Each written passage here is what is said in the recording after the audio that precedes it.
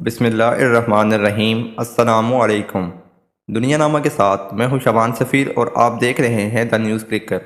تو چلے بڑھتے ہیں اپنی پہلی خبر کی جانب۔ غزہ میں اسرائیل کے وحشیانہ حملے جاری، مصری صحافی سمیت مزید 125 فلسطینی شہید۔ غزہ میں اسرائیل کے وحشیانہ حملوں کا سلسلہ تاحال جاری ہے۔ رہائشی علاقوں پر اسرائیلی فوج کی بمباری میں مصری میڈیا کی صحافی اور مواصلاتی کمپنی کے 2 اہلکاروں سمیت مزید 125 فلسطینی شہید ہو گئے، جبکہ گزشتہ 24 گھنٹوں میں 265 سے زائد افراد زخمی ہو گئے۔ مصری ٹی وی نے تصدیق کر دی ہے کہ ان کے صحافی غزہ میں اپنی صحافتی ذمہ داریاں نبھاتے ہوئے شہید ہو گئے ہیں۔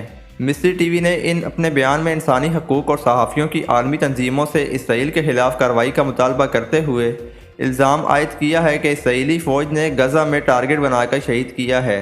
غزہ میں مواصلاتی نظام کا بلیک آؤٹ اب بھی جاری ہے، مواصلاتی اور انٹرنیٹ سروس 2 روز سے معطل ہیں۔ اگلی خبر شامل کرتے ہیں، خود سے جھوٹ بولنا بند کریں، اسرائیلی وزیر نے نیتن یاہو کو کھری کھری سنا دی۔ صہیونی جنگ کابینہ کے رکن نیتن یاہو کو کھری کھری سناتے ہوئے کہا کہ بس اب خود سے جھوٹ بولنا بند کرنا ہوگا۔ اسرائیلی میڈیا کے مطابق کابینہ اجلاس میں اسرائیلی وزیر ایزنکوٹ نے کہا کہ وقت بہت تیزی سے ہمارے ہاتھوں سے نکلتا جا رہا ہے۔ ہر گزرتے دن کے ساتھ اسرائیلی یرغمالیوں کی زندگی کو خطرہ بڑھتا جا رہا ہے۔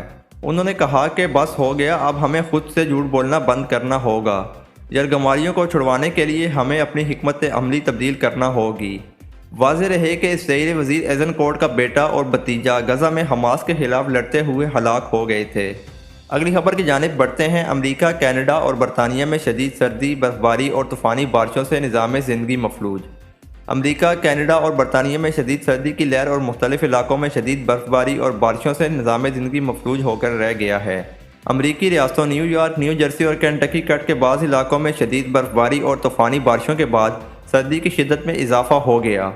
سخت سردی کے موسم میں مختلف مقامات پر 50 ملی میٹر سے زیادہ بارش ریکارڈ کی گئی، جبکہ برفانی طوفان اور بارشوں کے باعث ہزاروں گھر بجلی سے محروم ہو گئے اور کئی ریاستوں میں درجہ حرارت نقطہ انجماد سے نیچے گر گیا۔ ادھر کینیڈا میں بھی شدید سردی کی لہر جاری ہے۔ صوبہ البرٹا کے شہر ایڈمنٹن میں سردی کا 50 سالہ ریکارڈ ٹوٹ گیا ہے۔ ایڈمنٹن میں ٹھنڈی ہواؤں کے ساتھ درجہ حرارت -53 ڈگری ریکارڈ کیا گیا۔ شدید موسم کے باعث سینکڑوں فلائٹ متاثر ہو گئیں۔ ریکارڈ ساز شدید موسم کے باعث حکام نے شہریوں کو غیر ضروری گھروں سے باہر نہ نکلنے کی ہدایت جاری کر دی۔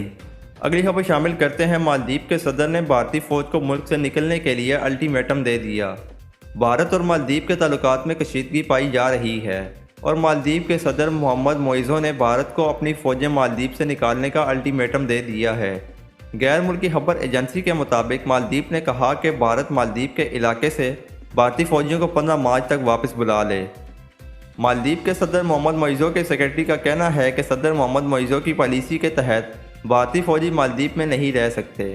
بھارتی وزارت خارجہ نے خبر پر ابھی کوئی ردعمل نہیں دیا ہے۔ اگلی خبر کی جانب بڑھتے ہیں۔ یمن پر حملہ، امریکہ اور برطانیہ کی حماقت ہے۔ حزب اللہ کے سربراہ حسن نصر اللہ نے یمن کے خلاف حملوں کو امریکہ اور برطانیہ کی حماقت قرار دیا ہے۔ اپنے رد عمل میں حسن نصر اللہ نے کہا کہ یمن پر حملہ امریکہ اور برطانیہ کی حماقت ہے۔ امریکہ اگر سمجھتا ہے اسرائیل کا مقابلہ کرنا چھوڑ دیں گے تو یہ اس کی غلطی ہے۔ انہوں نے کہا کہ امریکی اقدامات سے سمندری بحری سفر کو خطرہ لاحق ہے، کیونکہ یہ لڑائی میزائلوں، ڈرونز اور جنگی جہازوں کا تھیڑ بن چکی ہے۔